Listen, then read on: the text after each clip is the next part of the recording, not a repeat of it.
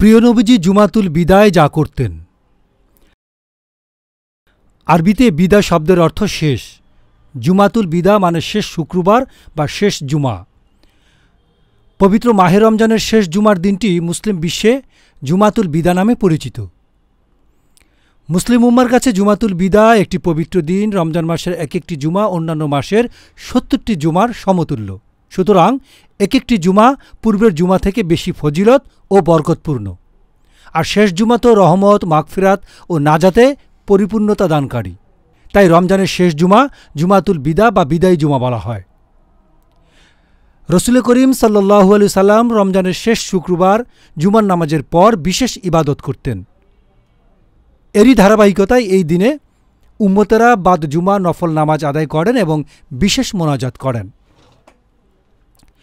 প্রতি বছরের মতো এবারে জুমাতুল বিদা উপলক্ষে জাতীয় মসজিদ বায়তুল মোকাররমে অতিরিক্ত মুসল্লিদের নামাজ আদায়ের জন্য বিশেষ ব্যবস্থা করা হয়েছে।